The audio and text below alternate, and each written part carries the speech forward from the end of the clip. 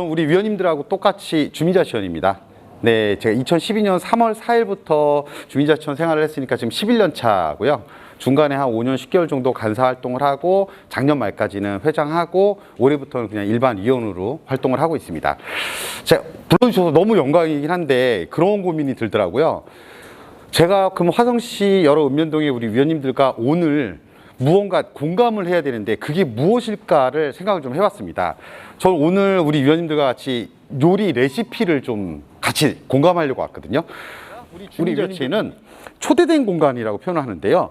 거기에서 주민들의 이야기 들은 것들을 행정에, 화성시에 나가 경기도에 더 나아가서는 대한민국에 줄기차게 주장하고 그게 실현될 수 있도록 저희가 책무를 다하는 거, 이거를 주민자치의 역할로 모형을 설명하고 있습니다. 어렵진 않아요. 이제 그거에 대한 이야기를 제가 계속해서 드릴 건데요.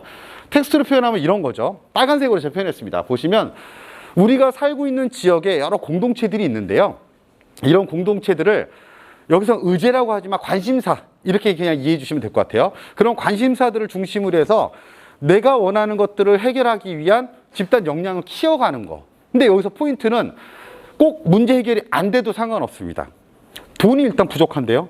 그러니까 해결하는 과정에 우리가 참여를 같이 주민들과 해서 언젠가는 해결될 수 있도록 우리 주민 자체가 네트워킹을 연결해 주는 거. 이런 게 저희 역할인 거죠.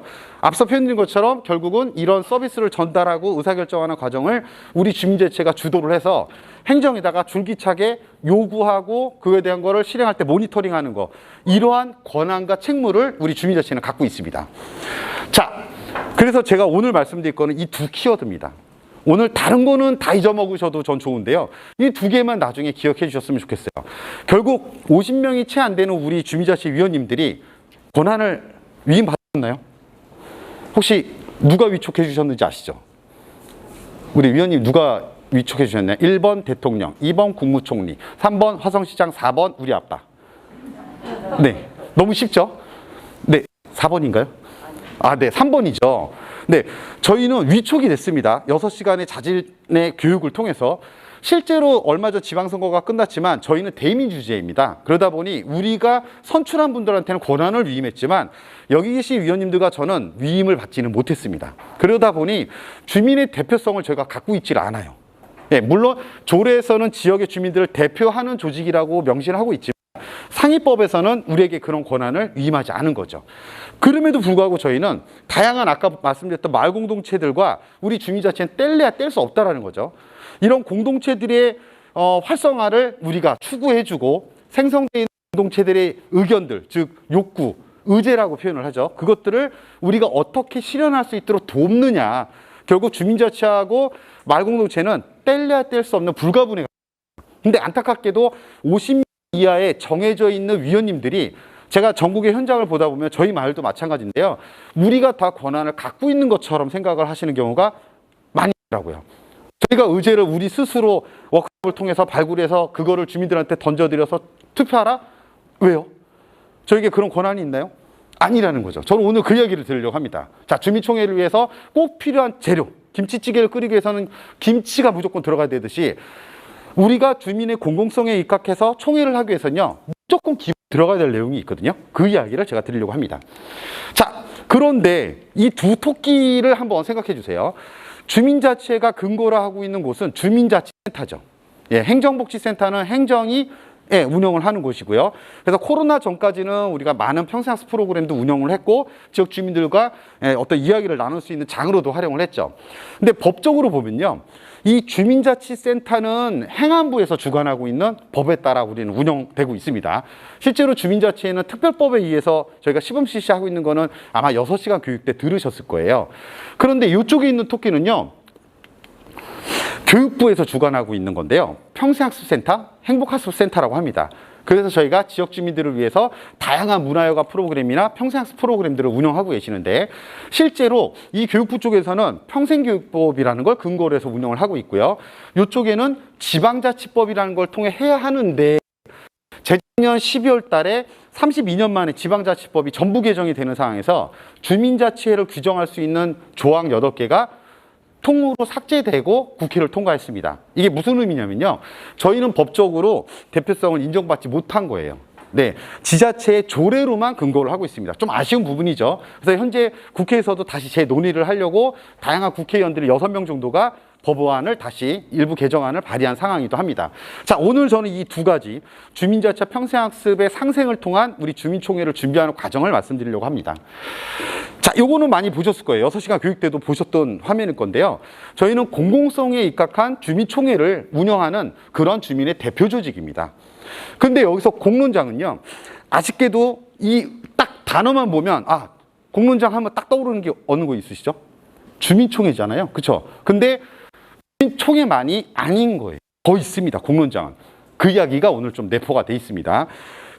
이 주민총회를 하기 위해서는 그 공론장을 운영하는 데 있어서 소규모 공론장, 상시 공론장도 필요하다라는 걸 말씀을 드리는 거고요. 주민들의 그런 욕구들을 받아들일 수 있는 접점, 가장 그 접점에 있는 분들이 여기 계신 우리 위원님들과 저 위원들이라는 거죠. 주민자치. 자, 그런데 아까 말씀드렸던 또 다른 토끼, 예, 평생교육법에 입각한 교육부에서 주관하고 있는 우리 주민자치센터 운영을 보시면 이런 거죠. 주민들의 다양한 욕구를 조사하는데 저희가 발굴하는 의제들은 대부분 보시면 어떤 시설을 크게 만들고 뭐 토목공사를 하고, 사실 이거는 저희가 고민 안 해도 돼요. 그냥 건의만 하면 행정에서 일반회계에서 예산의 편성에 따라 진행할 수도 있고 상황에 따라서는 중장기적으로 계획을 세워서 하기도 합니다. 그럼 우리가 갖고 있어야 될 숙제는 뭐냐? 생활형 의제라는 거죠. 행정은 계속 순환보직이기 때문에 읍면장님들도 다, 읍면동장님들도 기간이 되면 떠나고, 우리를 담당하고 있는 주무관분들도 1년 내지 1년 반 되면 떠나고. 자, 그러면 이 마을을 지키는 사람은 누구죠? 여기 우리 위원님들과 주민들이죠.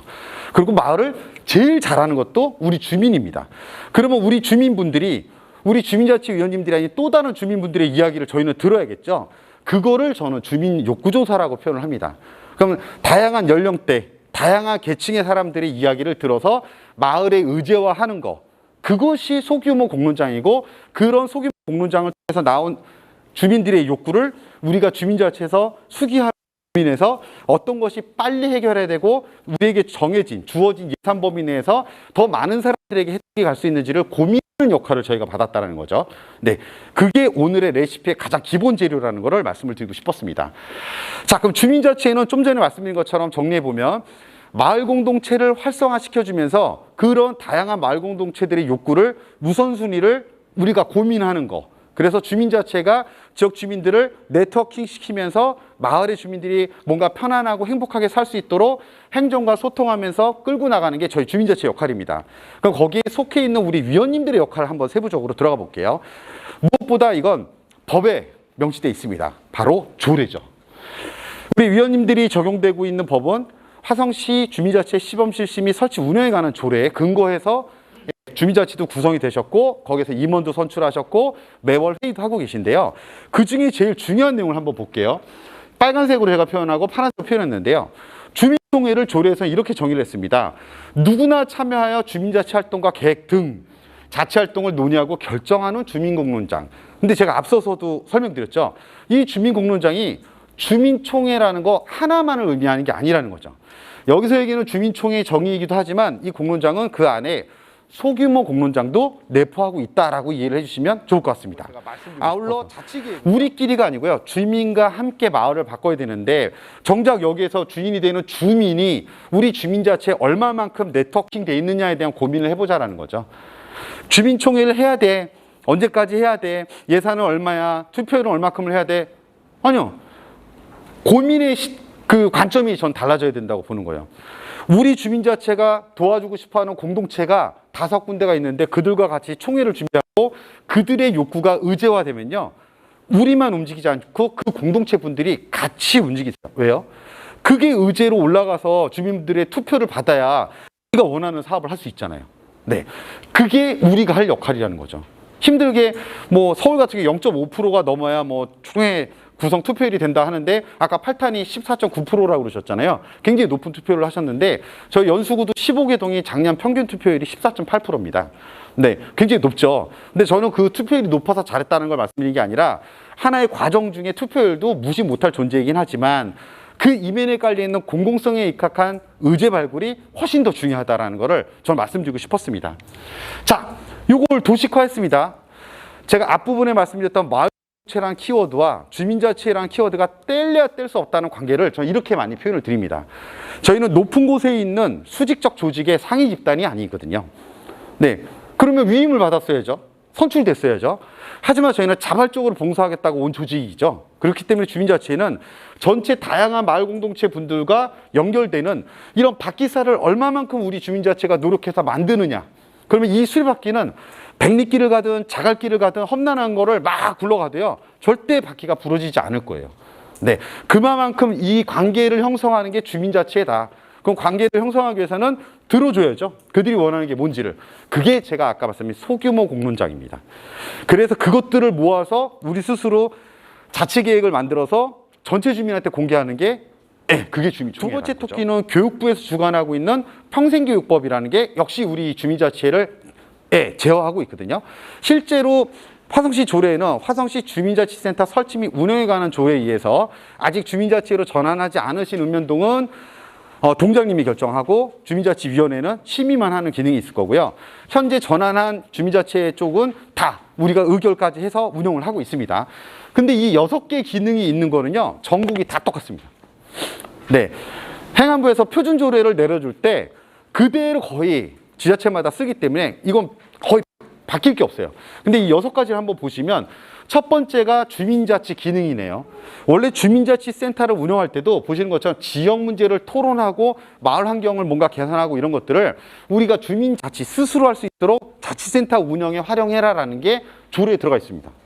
두 번째가 문화여가 기능이네요. 그래서 저희가 축제도 하고 어떤 행사도 하고 전시회도 하고 막 그러잖아요. 그런 부분들. 세 번째가 지역복지입니다. 이거 지역사회 보장협의체만 하는 게 아니라 또 통장님들만 하는 게 아니라 다양하게 우리 주민자치회에서도 위원님들이 지역의 복지와 관련된 사각지대를 잘 발굴해서 그런 부분을 함께 케어할 수 있도록 하자. 최근에 어느 지역에서는요, 노노케어에 대한 관심이 되게 많으세요. 저희가 지금 초고령화 사회로 가면서 결국 마을에서 실버 어르신들, 실버층들을 컨트롤하기 위해서는 젊은 세대의 숫자가 이제 역피라미드 구조가 되기 때문에 똑같이 중장년 이상의 우리 주민들이 케어해야 된다. 근데 행정에선 그러더라고요. 행정력으로 예산으로 커버하기에는 점점 초고령화 속도가 빨라서 어려울 것 같습니다. 결국 주민이 스스로 해결해야 됩니다. 그래서 이걸 의제화해서 사회적 협동조합을 만들거나 하는 곳들도 지금 많이 생겨나고 있습니다. 네 번째가 주민 편입 기능, 다섯 번째가 시민교육, 여섯 번째가 지역사회 기능인데요. 이 중에 저는 이런 걸 보여드리려고 합니다. 요거는 이제 아까 말씀드렸던 것처럼 주민자치가 구성된 경우에는 위탁을 받아서 운영할 수 있다는 걸 보여드린 거고요. 저는 요걸 보여드리려고 하는데, 실제로 전 주민자치회가 해야 될 일은 교육 사업이라고 생각합니다. 우리 지역 주민분들이 행정에서 아무리 많은 것을 이야기하고 해주세요라고 해도 삶이 바빠서 별로 신경 못 쓰세요. 재난안전지원금 드릴게 하면요, 거의 다 받아가세요. 근데 재활용 분리배출할 때 페트병에 있는 띠는 다 벗겨서 버려주세요 하면 다 하나요? 그렇지 않더라는 거죠. 의외로 무단투기 하지 말아주세요 하는데도 해요. 네, 그래서 우리 주민자치회는 행정에서 현상을 우리 위원님들 살고 계신 읍면동에 100개 정도 한 1년 동안 붙이면 없어질까요? 안 그렇더라는 걸 느끼는 거죠. 네, 행정도 그렇게 신경 쓰지도 않고요. 그래서 우리가 직접 주민들의 접점에 있는 우리 주민자치원분들이 지역 주민들의 인식을 개선시키고 그 인식 개선에서만 끝나는 게 아니라 행동으로 변화될 수 있도록 만드는 거, 그 일선에 있는 저희는 교육 기획자들, 전 그렇게 많이 표현을 드립니다. 그런 면에서 이 평생교육법은 의미하는 바가 되게 큰데요. 제가 먼 분들은 이제 안 보이시겠지만 설명드릴게요. 평생교육법은 삶의 어떤 흐름을 학교 교육 과정 외라고 정의를 내리면서 학교 교육 이후에 우리가 받을 수 있는 교육들을 6가지의 분류를 하고 있습니다. 그 첫 번째를 보면 기초문해 교육인데요. 보통 저희가 학교 교육 과정을 제대로 마치지 못할 경우는 처음부터 어떤 문맹이죠. 글을 못 배웠을 경우에는 이게 부족하잖아요. 그래서 평생교육법은 지역의 주민들에게 기초문해를 하죠. 그 다음 두 번째가 학력보완인데요. 초중고 과정을 집안의 사정, 개인적 사정으로 다 완수하지 못한 분들을 위해서 검정고시라든지 이런 부분들을 지원을 합니다. 그 다음 세 번째가 결국 그렇게 교육을 마치고 나면 직업을 얻어야 되잖아요. 그 직업을 얻는데 불편한 분들, 어려운 분들을 위해서 직업능력 교육을 내세우고 있고요. 다음은 그렇게 해서 직업을 가지셨는데 이게 일만 하고 살 수는 없잖아요. 저희가 일개미가 아니죠. 즐겨야 됩니다. 그러다 보니 영화도 보고 싶고 연극도 보고 싶고, 근데 이런 거를 저희는 평생교육에서 문화예술 교육으로 지원을 하고 있습니다. 다 즐기는데 그래도 뭔가 공허함이 생겨요. 왜 그러죠? 뭔가 교양을 쌓고 싶은 생각이 드는 거죠. 인문교양. 근데 이제 여기까지는 일반적으로 다 많이 생각을 하시는데 그 매슬로우라는 학자가 있습니다. 그래서 인간의 욕구 단계를 5단계 또는 7단계로 표현한 사람이 있는데요. 제일 상위의 단계가 혹시 뭔지 들어보신 분 계시나요? 네, 자아실현입니다. 앞에 앉아주신 거 감사합니다. 자아실현의 욕구가 있다는 거죠. 그 욕구 5단계에서 제일 밑에 있는 거는요, 식욕, 성욕, 뭐 이런 인간의 기본적인 욕구고요. 중간으로 올라가면 3단계가 소속하고 싶은 욕구가 있어요. 네, 혼자 사는 것보다 같이 집단 생활하면서 내가 어느 단체에 소속되고 이런 거에 대한 인간의 욕구가 있다는 거죠. 근데 제일 최상위 단계가 자아실현입니다. 그 자아실현을 위해서 확대해서 보여드리면 평생교육에서도 이렇게 시민참여교육을 넣고 있습니다. 총 9개 섹터로 구분하고 있는데요. 제가 간단히 읽어드릴게요. 학습 동아리 교육, 자원봉사활동 교육, 재능기부활동 교육, 시민 리더 양성 교육, 평생학습 리더 양성, 지역활동가, 환경생태, 주민자치 교육, 지역 관련 교육 이렇게 표현하고 있습니다. 즉 교육부에서조차 주민자치에 대한 거를 생각하고 있더라는 거죠. 그래서 이 주민자치센터를 운영하는 데 있어서 2가지 관점, 행안부나 교육부가 바라보고 있는 관점을 저희가 적절하게 잘 믹스해서 써야 되는데 왜 제가 위원님들의 역할 2번째를 이 평생학습이나 교육 쪽에다가 포커싱을 뒀냐면요. 앞서 6가지 기능 중에 시민교육 기능이 있었던 거 기억하시죠? 실제로 주민들의 의식이 바뀌게끔 우리가 만들어드려야 되는데 주민들 바쁜데 모아놓고 교육시키라는 게 아니라 삶 속에서 그걸 할 수 있도록 실천. 역시 강조해서 말씀드리지만 저희는 위임받은 권한이 없습니다. 예, 법적으로도 없습니다. 우리가 6시간 교육을 통해서 스스로 들어왔기 때문에 저희는 우리 의지, 봉사하겠다는 의지로 왔어요. 네, 그러면 권한을 위임받지 않았으니 어떻게 해야 되죠? 그 봉사는 지역 주민들이 우리를 인정할 수 있을 때까지 들어주고 그들의 이야기를 의제화해서 앞장서서 해결하는 거를 고민하는 게 저희 역할인데 해결도 왜 우리가 다 고민해요? 그들과 같이 고민하시면 답은 나옵니다. 자, 2번째가 이제 제가 활동했던 송도 이동에 이제 사례를 가지고 좀 말씀드리려고 하는데, 예, 그래서 지금 우리 위원님들이 살고 계신 지역하고 동일하지 않을 수는 있지만 저희 특성을 파악하고서 저희가 했던 게 아파트 입주자 대표하고의 연계. 네, 한 아파트 단지마다 다 찾아다녔어요. 예, 입주자 대표 회의할 때마다. 왜요? 우리가 주민총회를 할 건데 그거에 앞서서 이러이러한 의제 발굴을 할 거고 나중에 지역 주민들의 이야기를 들어서 투표를 하게 되면 아파트 입주자 대표 동대표님들도 같이 함께해서 이거를 참여할 수 있도록 지역 주민들을 독려해달라. 그래서 실제로 사전투표 기간에 3일 동안 저녁 시간을 위해서 계속 방송을 내보냈습니다. 그리고 단지마다 선관위하고 협조를 구해서 투표함을 관리사무소마다 배치하고 투표용지를 다 배포를 하죠. 그리고 저희가 11,700세대 정도 되는데요. 세대마다 다 우편물을 저희 주민총회와 관련된 의제 안건집을 다 배포를 했죠. 예, 통장님들과 저희 위원님들이 직접 다 합니다. 예, 용역을 맡길 수는 없으니까요. 근데 이게 쉬운 게 뭐냐면요. 제가 생각하고 있는 지로는 주민총회 우리 전체 위원님들이 작든 크든 무조건 같이 참여하지 않으면 소속감이 없어진다. 네, 그래서 저희가 이 의제집을 안건집을 돌릴 때마다 내가 살고 있는 단지는 그 위원님이 책임져요. 네, 근데 그거를 돌리는 걸 직접 하시든 가족들이랑 같이 하시든 저희는 어쨌든 그걸 맡기는 거죠. 네, 그러면 단지에 살고 있는 분이 안 계실 때만 누군가의 도움을 받습니다. 네, 그렇게 역할을 분배를 하면 이만큼 한 위원님도 주민총회에 참여한 의미가 있고 이만큼 참여한 분들도 의미가 있는 거죠. 예, 이걸 근데 또 우리 위원님들만 역할 분담이 필요한 게 아니라 뒤에 말씀드리겠지만 그런 다양한 공동체들이 주민총회 현장에 진행되는 과정과 그 당일날의 행사까지도 다 같이 분배가 전 되게 중요하다고 생각을 합니다. 총회 대규모 공론장 운영만이 저희의 숙제가 아니라는 거죠. 예, 올해는 어쩔 수 없다 치더라도 왜냐면 상반기에 선거가 2번이 있으면서 저희가 움직일 수 있는 시간적 여력이 없었습니다. 실제 못 모이셨잖아요. 네, 그러면 내년은 오늘을 계기로 좀 더 올해 총회 준비하시면서 뭔가 느끼시게 되지 않을까요? 아, 그래, 내년에는 이런 부분까지도 한번 해보고 싶은데. 네, 저는 그걸 노리고 오늘 뵌 것 같습니다. 이렇게 공론장 운영에 대한 기획 그리고 실제로 그 실무를 추진하기 위한 것들이 흔히 얘기하는 주민총회 우리 TF팀이라고 하죠. 총준이 예, 총준위를 통해서 실행이 돼야 된다고 생각을 합니다. 저희 위원님들이 다 모여서 결정하는 거는 총준위가 준비한 안에 대해서 위임한 거에 대해서 준비해온 걸 가지고 원래회의에서 의결하거나 임시회에서 의결을 해주시면 되는 거고, 사공이 많으면 배가 하늘로 가잖아요. 네, 그래도 총회 준비하는 거는 조금 더 열심히 할 분들의 소수의 분들한테, 뭐 저희 동 같은 경우 7명이 했거든요. 맡겨서 그분들이 준비한 것들을 계속해서 공개해주면 톡방에서 보고 원래 회의나 임시회의 와갖고 의결하고 이런 식으로 해서 준비를 했었던 게 생각이 납니다. 그 다음에 이제 의제 설명이라 이런 부분인데요. 뒤에 또 보여드리겠지만, 자, 이렇게 보세요. 총회를 오프라인으로 이제 하시려고 하는 데가 되게 많은데, 온라인을 경험하시다 보니까 이제 온라인을 병행하고 싶은 경우가 많으세요. 자, 프로그램을 기획하는 PD라고 볼게요. 우리 위원님들이요. 자, 생방송이에요. 생방송을 연출하는 PD인데 엔진하면 어떻게 해요?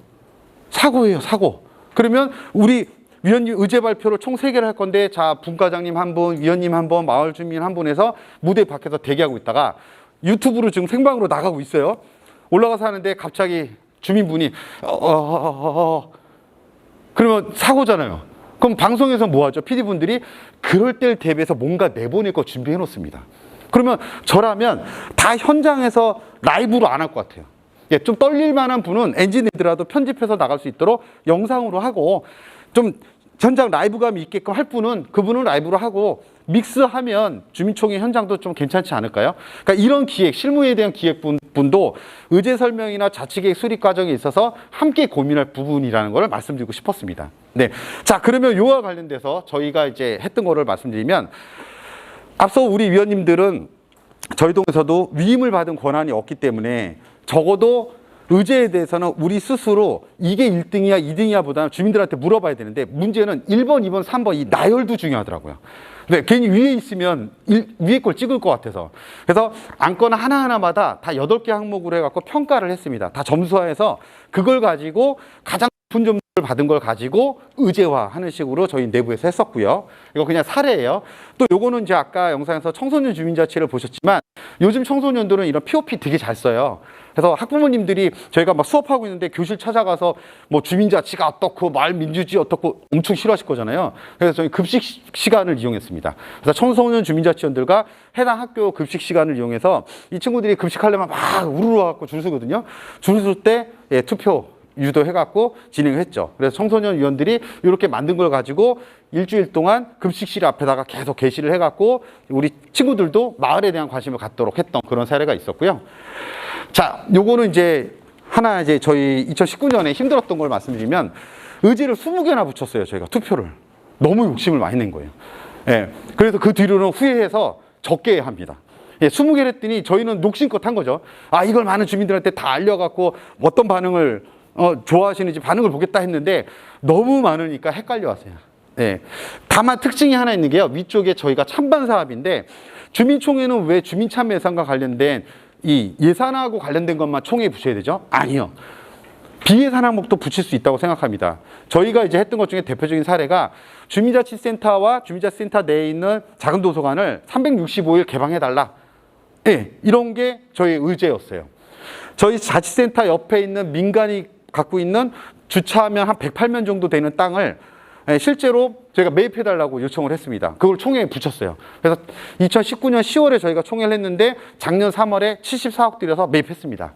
그거에 대한 이제 중장기적으로는 다목적 시설을 지으려고 준비하고 있고요. 그러니까 이런 거 잠깐 보여드리면, 재작년에 저희가 의제를 통과시켜서 작년에 실행하려고 그러는데 전국이 똑같잖아요. 코로나로 뭘 할 수가 없는 상황이 온 거예요. 그래서 저희도 고민 끝에 이제 겨우겨우 실행을 했는데, 이제 사례를 간단히 말씀드리면, 요 앞에 보시면 메리 크리스마스라고 저희가 이름 붙인 사업입니다.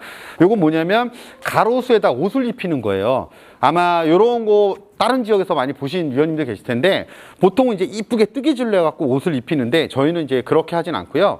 관내에는 인천대학교 학생들이 사회봉사 과목을 이수해야 되는 학생들이 있는데, 이 코로나로 인해서 부에 봉사활동을 못 나가게 된 거예요. 그래서 이 인천대학교 사회봉사센터랑 같이 저희가 협약을 맺어서 이 친구들이 안 입는 본인의 니트 옷을 앞판과 등판과 양팔을 분리해서 4조각이 나오죠. 거기에 뜨개실로 코사지를 만든 다음에 붙여서 그거를 이제 가로수 2,900그루에다가 저희가 옷을 입혔던 사업입니다.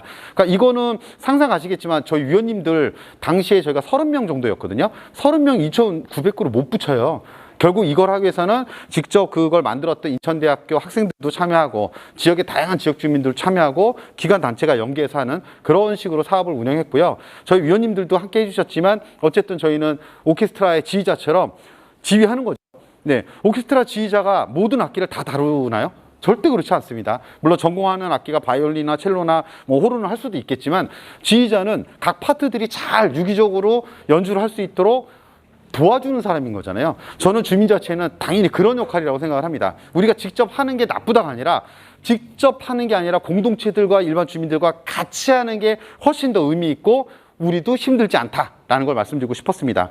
뭐 마지막에 있는 거는 어떤 사업이었냐면 온라인으로 실시간 퀴즈 대회를 했는데요. 자연순환 정책, 뭐 환경 정책과 관련된 걸 문제로 해서 20문제를 풀었습니다. 근데 저희 위원님들이 그런 쪽에 전문가가 없어요.